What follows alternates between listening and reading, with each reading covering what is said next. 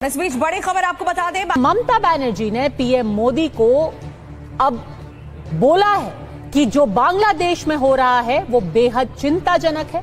उन्होंने असेंबली में आज बोलते हुए कहा कि बांग्लादेश के मामले में खुद प्रधानमंत्री दखल दे, वहां यूएन पीस कीपिंग फोर्स भेजने की भी बात कही जा रही है। ममता ये भी कह रही हैं कि अगर जरूरत पड़ी तो बांग्लादेशी हिंदुओं को बंगाल सरकार पनाह देने के लिए तैयार है।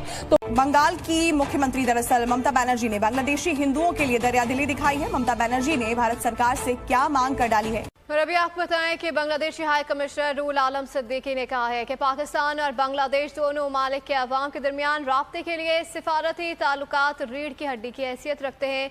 Karachi council of foreign relations के तहत पाकिस्तान और बांग्लादेश के ताल्लुकात के हवाले से प्रोग्राम का इनेकाद हुआ। विरोधियों से अक्सर मुस्लिम तुष्टिकरण का आरोप झेलने वाली ममता ने बांग्लादेश में हिंदुओं पर हो रहे कट्टरपंथी अटैक पर चिंता जताई। वो हिंदुओं पर हो रहे हमलों से इस कदर परेशान हैं कि उन्होंने बांग्लादेश में शांति बहाली के लिए संयुक्त राष्ट्र की शांति सेना भेजने की मांग कर दी है।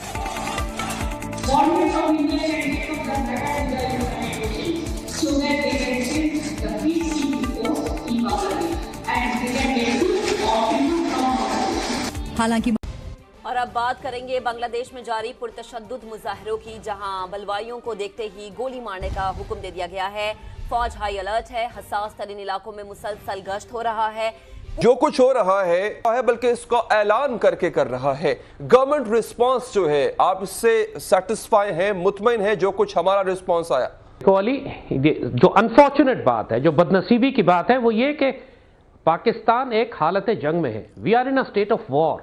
और जो कुछ इस वक्त लाइन ऑफ कंट्रोल पर आप देख रहे हैं कि इंडिया पाकिस्तान के खिलाफ कर रहा है, जो कुछ पाकिस्तान पर हमले किए जा रहे हैं, ये सिर्फ आइसोलेटेड लाइन ऑफ कंट्रोल की इवेंट्स नहीं है। जैसे आपने कहा, we are suffering from a 5th generation war. नमस्कार दोस्तों, बांग्लादेश में हिंदुओं पे हमले रुक नहीं रहे हैं। इस्कॉन टेम्पल पे भी हमला हुआ है। उस इस्कॉन टेम्पल पे जिसने वहाँ पे बड़ी संख्या में मुसलमानों की मदद की थी। यही सारी चीजें हम इस वीडियो में देखेंगे, किस तरह से इस्कॉन टेम्पल मुसलमानों की मदद कर रहा था बांग्लादेश में, और आज उसी पे ही हमले हो रहे हैं। तो इस चीज को लेके बड़ा ही गंभीरता से लेने की जरूरत है। भारत में भी हम लोगों को सोचने की जरूरत है कि हमारा देश किस तरफ जा रहा है। अभी हमने देखा कि संभल में क्या सब हुआ है, तो अब जो है सतर्क रहो वाला नारा चलने वाला है। आप इस वीडियो को पूरा अंत तक देखिए ताकि समझ में आए कि आखिर ये सब क्या हो रहा है। अब बिल्कुल समय आ गया है कि भारतीय सेना और भारत सरकार सीधे दखल दे बांग्लादेश में, और भारतीय सेना बांग्लादेश में जाए और जो हिंदू बहुल इलाके उन्हें भारत में मिलाए। आप इस सब के बारे में क्या सोचते हैं, कमेंट बॉक्स में जरूर लिखिएगा। आपके जो भी विचार हो इन सब घटनाओं के बारे में कमेंट बॉक्स में जरूर लिखिएगा। वीडियो अच्छा लगा हो तो लाइक करें, शेयर करें, चैनल को सब्सक्राइब करना ना भूलें, बेल का आइकन प्रेस कर दें लेटेस्ट नोटिफिकेशन के लिए। आइए आगे बढ़ते हैं इस वीडियो में। 1973 से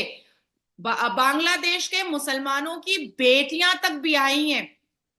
उस आइस्कॉन टेम्पल की फंडिंग से मुसलमान बेटियों को अगर सैलाब आ जाता था या कुछ और जलजला आ जाता था, तो घर घर में जाकर के चिन्मयी प्रभु जी जो है वो मुसलमानों के घर में खाना पहुंचाया करते थे, दवा पहुंचाया करते थे, उनको नौकरी दिलवाया करते थे, उनके लिए उनकी आवाज बन करके खड़ा हुआ करते थे।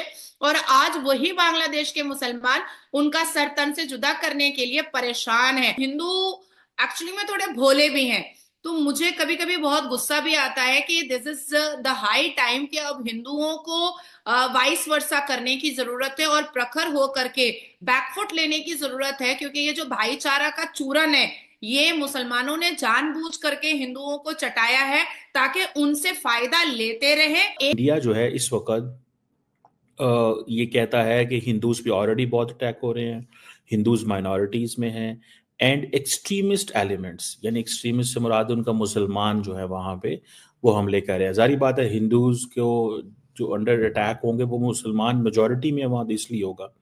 और वो कह रहे हैं कि बहुत सारे ऐसे केसेस हैं जिसमें माइनॉरिटीज, नॉट जस्ट हिंदूज, और भी माइनॉरिटीज जो है, this is what India's version is, कि और भी ऐसी माइनॉरिटीज हैं कि उनकी जो बिजनेसेस हैं उनको भी टारगेट किया गया है, चोरियां डाके किए गए हैं, और ये एक चीज।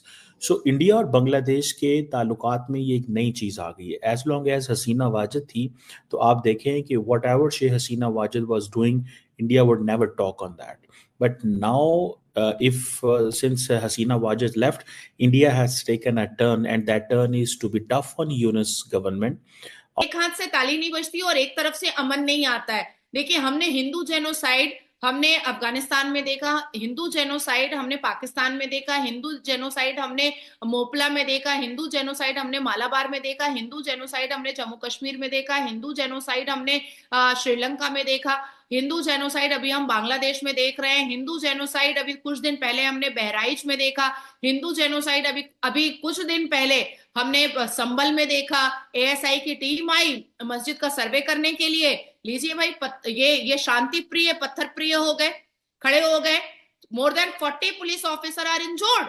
जो मोहम्मद यूनुस को अभी रोटी चावल की जरूरत है पाकिस्तान की तरह, जिस मोहम्मद यूनुस को इलेक्ट्रिसिटी की जरूरत है पाकिस्तान की तरह, जिस मोहम्मद यूनुस को अनाज की जरूरत है अभी पाकिस्तान की तरह, वो मोहम्मद यूनुस पाकिस्तान से ट्रीटी कर रहा है, पाकिस्तान से बिजनेस कर रहा है, आरडीएक्स का, एम्यूनेशन का, बम गोला बारूद का और ड्रोन का और जेट का।